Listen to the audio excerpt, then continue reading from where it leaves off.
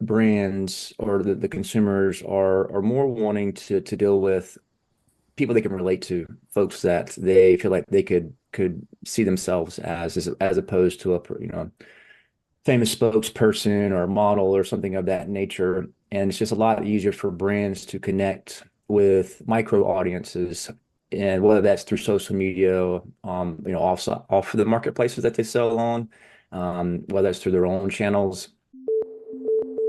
Hello, my name's Naranjan, the host of Master of Your Crafts podcast, learning from leaders who are continuously inspired, passionate, and driven to align with their soul purpose, sharing their gifts to bring healing to others. The music is composed by Rebecca Everett.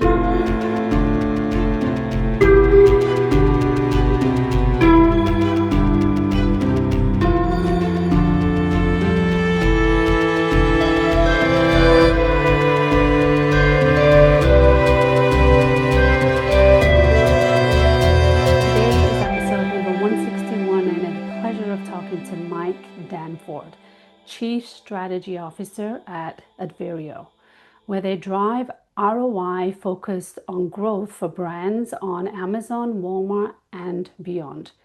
A hybrid athlete and family coach that blends marketing expertise that drives strategy and passion for performance, helping companies break sales plateaus and scale sustainably. Enjoy this conversation and thank you for watching. Hello and welcome to Mike. How are you, Mike? Great. And yourself? I'm well. I'm well. I know it's a very busy season for you at this moment in capturing and supporting all these big brands that you support in the marketing and the digital space. So I'm grateful for you to take time out and have this conversation with me. So thank you. Absolutely happy to be here. Yeah, I'm glad. I am curious in you sharing your expertise, not only from a digital marketing space of all the brands that you support in a variety of different levels to enhancing their brand, repositioning it, especially as we evolve in the marketing and the business space, and how that reflects upon not only the business itself on the corporate structure, but also what you're seeing and what you're finding on a consumer level. How have you seen the shift on a consumer level to what the businesses have been generating and putting out to mass media, a mass public, I guess, Sure. over the last decade or two? Because you've been in this space for a little while, huh? Yeah, a little over a decade. Yep. Mm-hmm. So what have you seen shift? There are lots of shifts, and obviously the pandemic was a pretty big turning point for a few different types of mediums, based on virtual and everybody working from home and trying to figure out how to sell from a cell phone as opposed to in store, et cetera.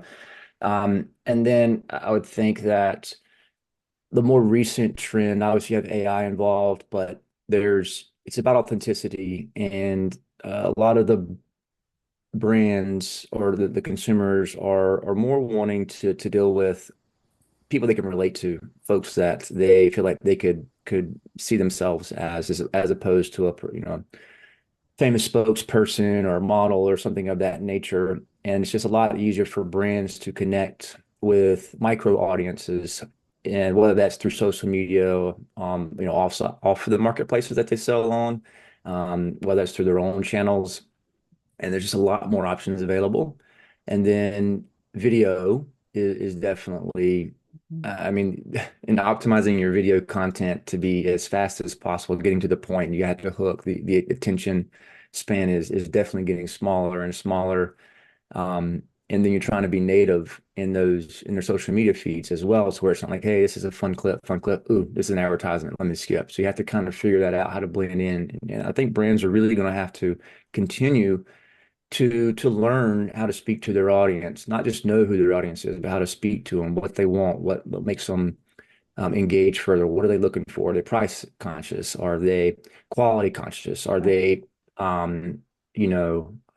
eco conscious, etc. I mean, there's so many different ways of looking at it now. And then how do you speak to those benefits, and when do you speak to those benefits? And then I think another piece is brands, it's in a good way, I think brands are having to be careful with what kind of content they put out there because there are a lot of fact checkers and sometimes trolls, depending on the Hmm. intent behind the folks. But I feel like that's a big part of it. And then on the flip side of that, brands are trying, smaller brands specifically, are trying to figure out how to incorporate AI, both in content creation, content moderation, et cetera. And then it's very easy to replicate and distribute, misinformation. And so they're trying to figure out more QA on, hey, if we use AI to assist as opposed to AI to fully generate, how do we do that? Um, and then on that as well, and I'm a little tangential here, but it's so much. Again, with the tools and resources that are available, it's I think that brands are having a much easier time of staying on brand. We're seeing that the consistency, once they train an AI model and they engage with it and say, hey, this is what I was thinking, this is my headline or my copy or long form or short form, and you put it through your GPT that's trained on your audience, trained on what people like, the buyer messages, the voice of the customer, and it'll give you feedback. Hey, yeah, this is good, or no, hey, maybe try this. And then also it'll try to help people in trends where you didn't have all that data and there's more and more data Yeah, that's coming available. But I guess I'll end there with, again, there's a lot more data on certain platforms that's available. Particularly Amazon is releasing more, or at least allowing you to access it with less hurdles and roadblocks to overcome. And then it's really they're leaving it up to the brands on what to do with that information. So that's been fun as well. And each brand has their own, take on it. And then we obviously have ours that we see across multiple brands to understand what works and doesn't work at more of a scale. But again, I know that was a long answer, but there's even more to that. So I'll stop abs there. yeah, absolutely. And even from that, I can pick out so many other pieces that we could definitely go down and explore even further from the curiosity of where does the world of business or marketing actually move forward? Mhm. Because the role of marketing and business development and consumerism has changed so drastically, which you've spoken to already. But the shift of that, I think, is coming even more from an energetic standpoint, which is where a place I typically come from, even though I do wear a business hat sometimes, but I also wear the energetic hat in people's consciousness and awareness as what it is they are seeking and what is it they are choosing very astutely what to do with their dollar and where does that dollar go in, is it going to go to a shareholder corporation for their product or services, or is it going to go to a sustainable stay-at-home mom or Mhm. somebody who needs that dollar in a different way. So I think those kind of decisions have possibly ramped up even more since COVID, because I know even before COVID, it came on my sphere and I saw the shift, even in the local stores, in local markets and things like that. It was very evident. So I can only imagine it really catapulting even further now. Yeah, absolutely. And brands that are catching on to that, sometimes they have a native direction and intent to that was kind of the purpose of the brand was to be more eco or sustainable Right. or whatever different from the larger brands that were out there. And they can start with that. And then other brands are realizing to it's okay to lean into that. Like that's what the Yeah. consumer wants, what the consumer is looking for. You can see that in some of the search behavior, and some of the other metrics that come through. But a lot of brands didn't want to oversell that, right? They're trying to Mhm. compete with the other brands and realizing that, hey, their unique um, value points are you can't follow the big guys or the big brands, if you will, because it's not going to work the same for you. So you got to try differently. And then to your point, I think that's going back to that authenticity that I mentioned earlier, and it's just easier to get more adoption from that. I think it's easier to get folks to share the message when it's like that. And then similarly, we were just talking about different sales channels and even like Mhm. podcasts, et cetera, and marketing and other contents where the cost to do these things and the audience that you get in front of, it's much less and it's easier Mhm. for some of the smaller brands to do that. It's more time intensive in some ways than, Sure. than just having someone push some buttons and sing out some ads. But I think Yeah. it's where everybody's getting creative. It's like, hey, guerrilla marketing, and there's all kinds of terms to Yeah. throw in there, but That's right. um, and I think that the brands that are doing all of it and understanding it and finding out what works best with their audience it will continue to head in the right direction. Yeah. Yeah. It's a pretty interesting space, how that marketplace and consumerism and product development even has shifted Mhm. to the point of what I'm seeing, and I don't know if you're seeing this, especially in some of the larger corporations and the larger brands that you support, in the leadership shift, their mindset, their beingness, their, I'm going to use the word, their consciousness, their awareness of really tapping into something bigger than it's all about dollars and cents. And to a certain degree, it is. You work for a corporation, they want to see those black and white numbers, and I get that.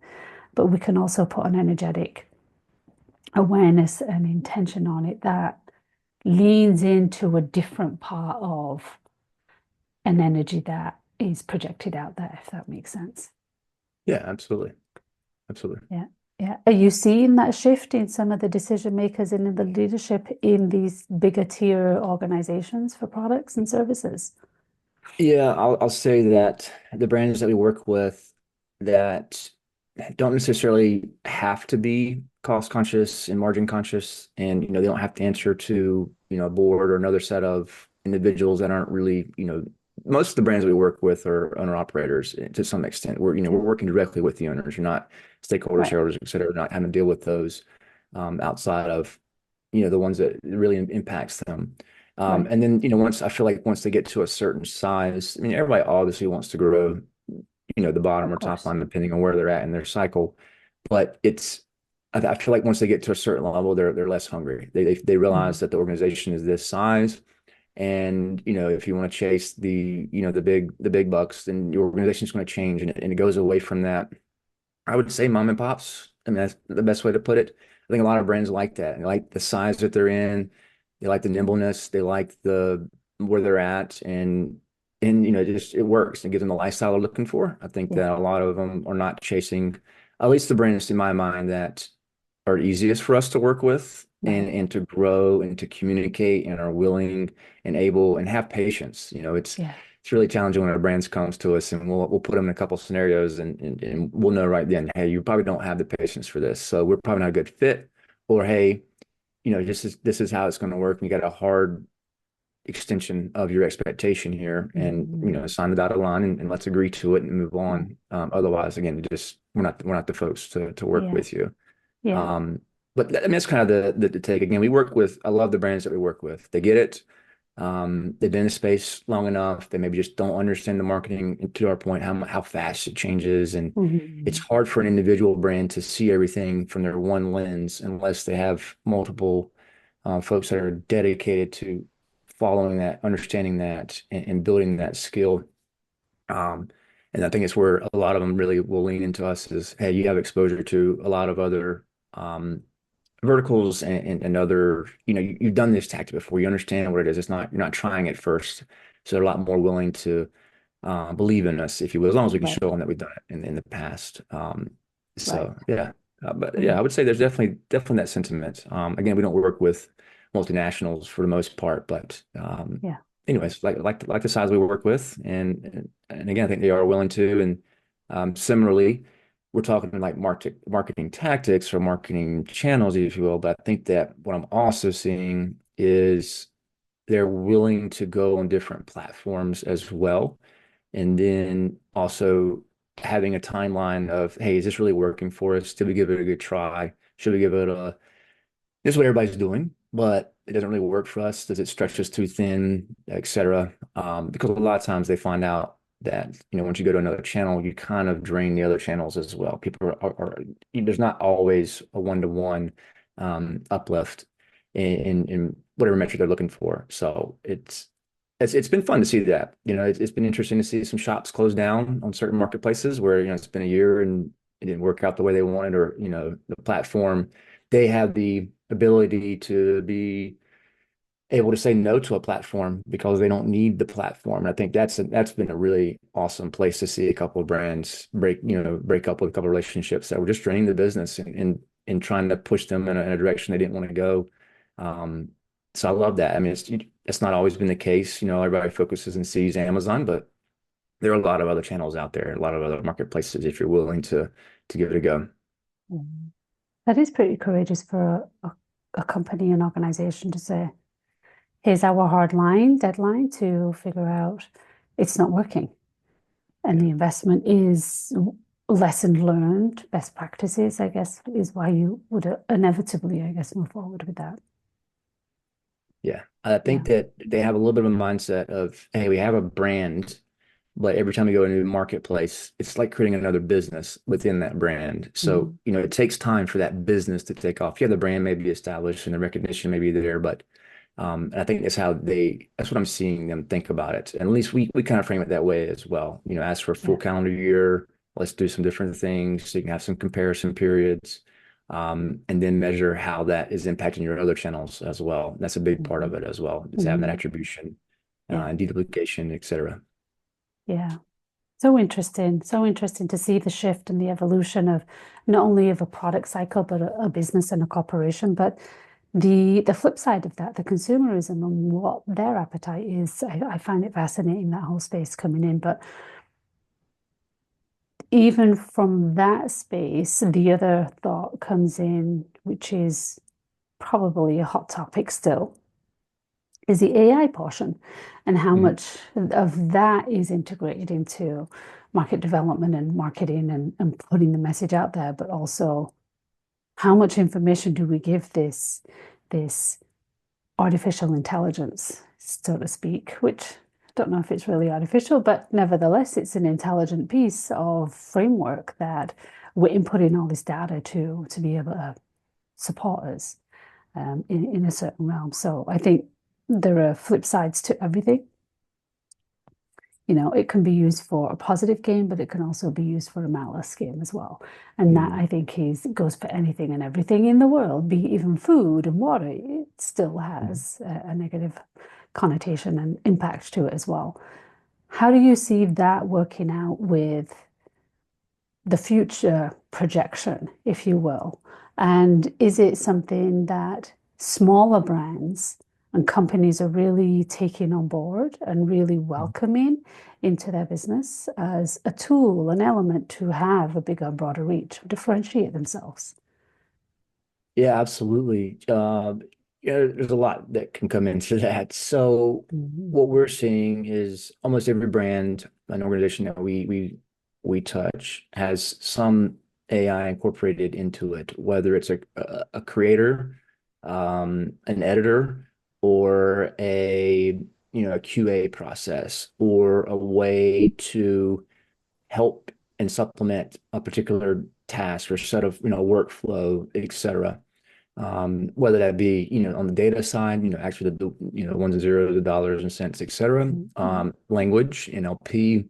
There's so many different models that are out there, um, and it's very cost effective to at least dip your toe in it. Obviously with GPT coming out and fairly seemingly low cost Yeah. entry with the paid platforms, and then there's so many that are built on top of those, and I feel like, to your point, I mean, there's definitely some bad actors out there. When you see those, you have to be careful. And I think that,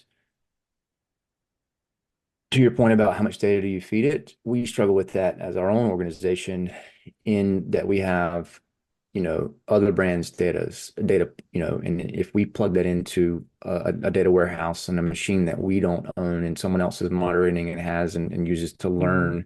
Mhm. This is the thing they're seeing now, is where certain people are dropping their own brand information and their own information that gets picked up and spit out somewhere else, even Yeah, though you wouldn't want that to be the case. So that's now right. it's like, how do you tell the machine, hey, this is my model. Don't Yeah, don't share this information. You can learn yeah, from it, but don't actually share the context.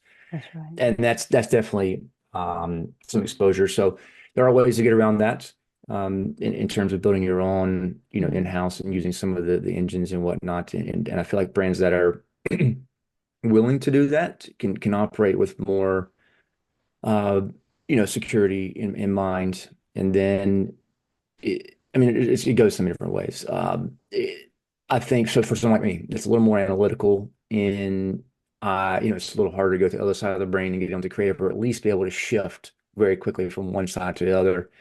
It's definitely helped me take a vision and have it implemented or even better than I imagined in terms of Mm. visually, Mm. um, or, hey, think about this, or just think about this. It just kind of, it really exponentiates the development for it, and helps you kind of answer a lot more questions. And it also creates a lot more questions. So you have to be willing It to does. to do that. And then I think another thing is, we in our systems, we have you can call it a confidence interval or confidence level of, hey, this is so, in our minds, or in our understanding, AI is just a prediction machine. You're feeding it information, and it's going to give you, based on its prediction probability, that this is the answer you're looking for based on whatever you ask and whatever information it has. And it's going to have so much confidence. It's going to have so much confidence. It's going to own it and say that this is the right thing. Yeah. So we have a score in there, and we've put a score, hey, let us know what the confidence interval or the confidence is of this. And we have thresholds where, if it doesn't believe it's a certain percent confident in that this is the answer that we're looking for, Hmm. then it needs to let us know and ask for more clarification, as opposed Right. to operating on a 10%, you know, that this isn't the Mm. right answer, and saying, yeah, this is the right answer. No, no, no, no. That's not high enough. So we have different thresholds depending on what's on. And that's been interesting to Yeah. understand what and how to increase the confidence of it, and to understand. We have our own bots and stuff internally that we have that train on our Sure. own data. Um, and then, yeah, I mean, we can go, so I can talk hours and hours on this. Yeah. Yeah. And I think, um, I think brands should find something that works for them, something that uh, create something that they previously probably didn't create or couldn't create, whether that be, creative assets, or spreadsheets, or business intelligence reports, KPIs, metrics, whatever it may be, or connecting things together that they previously couldn't do. I think as long as you keep doing that, that builds the confidence, builds the familiarity with how it works. And then as you can do that, you can start building upon it. That's how we've been doing it for the last several years. Even before GPT came out, we were working with the model from Hmm. 20, I think it was 2018, 2017, when they first started doing it.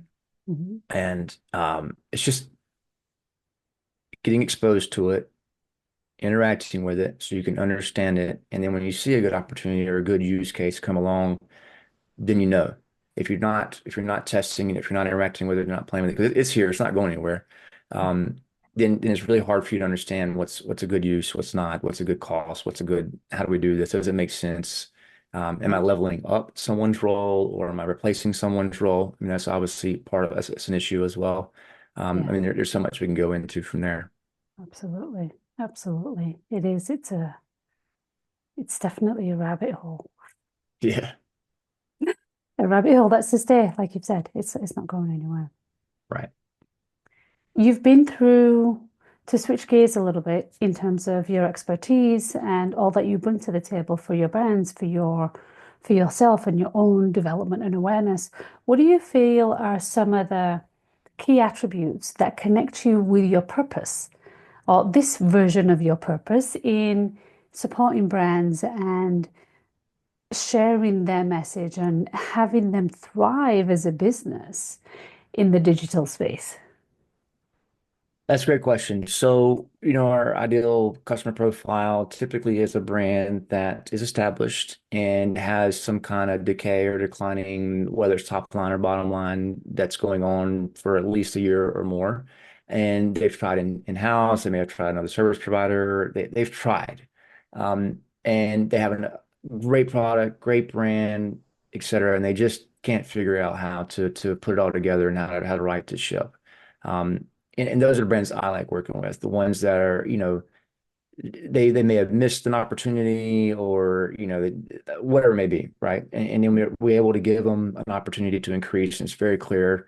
And the appreciation that comes from them is amazing. And being able to know that you're saving a brand or helping save a brand, obviously they're involved.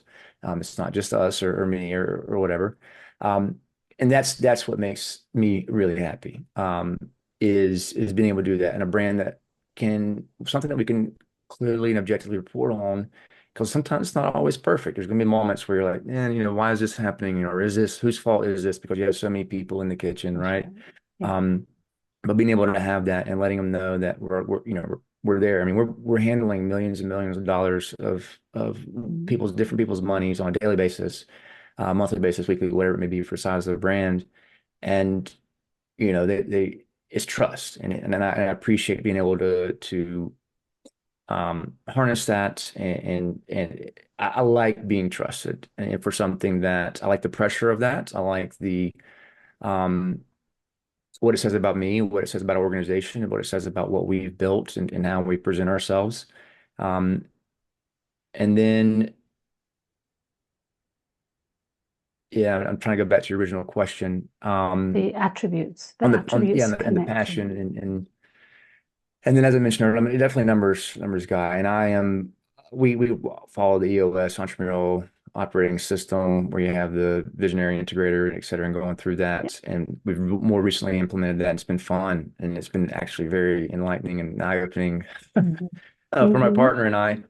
Yeah. But I like that it's being able to, for the most part, lean into what I enjoy doing or I may be better at than someone else is in the organization, and vice versa. Something that I don't enjoy doing and someone else like, oh man, I love doing this. Well, here you go. This is Hmm. awesome. And being able to do that and having an organization that's large enough that we can essentially have everyone doing what they want to do. And it Right. becomes a more symbiotic and positive environment. And then, when things don't um, go the way as anticipated, being able to have someone else in the organization assist with that. And again, allowing me to stay in my lane, allowing me to do the things that I want to do, and vice versa for everyone else that's in the organization. And Yeah. that's something I didn't have when I was working in the corporate America and in the larger organizations. And Hmm. hey, I clearly have an aptitude for this. This. The folks that are in the department are telling you this, but you're like, you get roadblocked because you're a junior. You've only been there for a couple of years, and it's 10 years Right. before we can give you something like that, or that's a lot of responsibility. And Yeah. that's what pushed me out is no, Yeah. they only see me from age, Yeah. nothing else, right? I mean, it's so seemingly, Definitely. right? Yeah. Um, I mean, it goes on and on. And then the individual brands that we work with, again, mentioning that being selective on who we work with.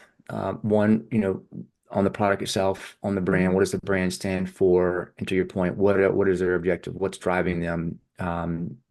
Is it vanity? Is it, really trying to, I mean, we work with a lot of brands that sell humor in different Mm. forms, whether that be direct in what's being expressed or giving the opportunity to create humor and lighten the mood. Um, I mean, 2020 was a massive opportunity for a lot of brands to figure out how to make fun of Hmm. the pandemic in different ways, Sure. whether it be games, apparel, gadgets, Hmm. et cetera. So, and then I have another outside of the advertising and the marketing and the numbers, et cetera. I have a passion for cars, Hmm. different ways of doing that. Grew up with gearhead, working with my dad on classic cars. Yeah. And then I've always had like exotic cars, Yeah. unfortunately. Nice. Um, Yeah. and then obviously fitness, so I compete in fitness races. So it's the DECA, the Spartan, and then Mhm. obviously hoping to qualify in a couple of weeks for the High Rocks races. So working with brands, we have a couple of organic, natural, wholesome brands, and food bars, et cetera, and just CPG type brands that are focused on helping us put better things in our body and willing to do that. Um, and those are fun. I mean, the list goes on. I can almost find every brand I can find some connection with, which is interesting and fun. Yeah.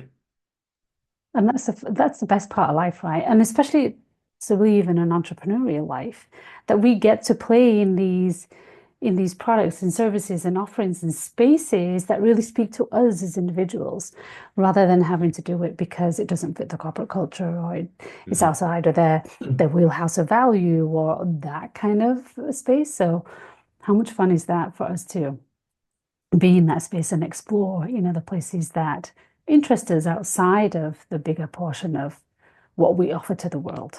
So yeah, that's the best part.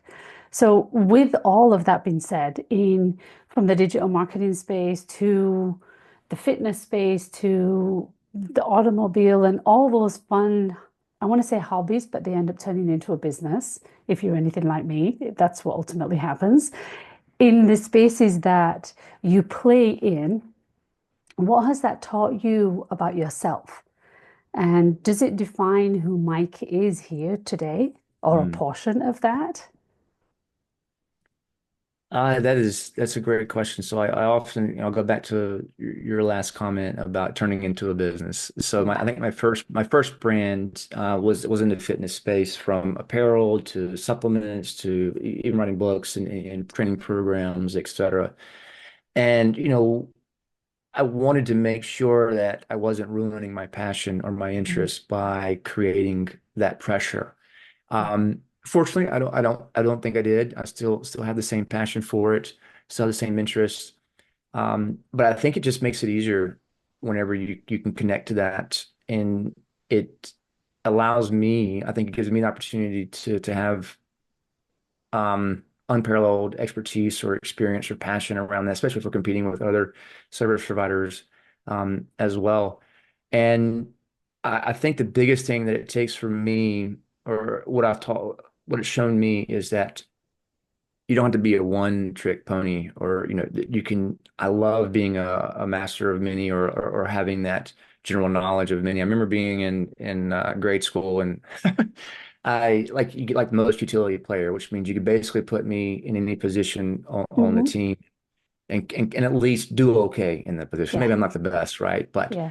and that's I've kind of my dad kind of pointed out to me when I was pretty young, and then allowed me to lean into it. And then, I think over the years now, like when I mentioned the fitness races and some other things, is hey, there's so many different ways to go in the fitness space and competition space. And I've done Yeah. everything.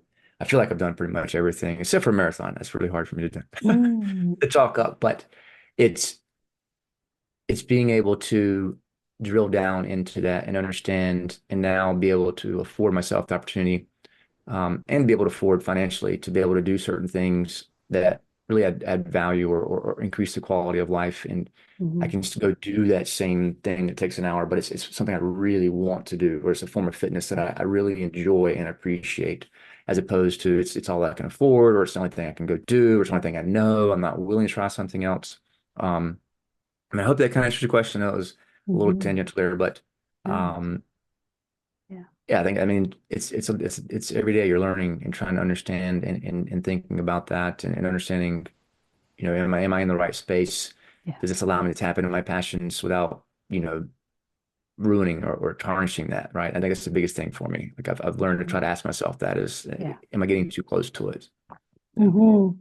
Which is really interesting because we can all be in a space of having the wheels turn on another project. So we're still utilizing those other Mhm.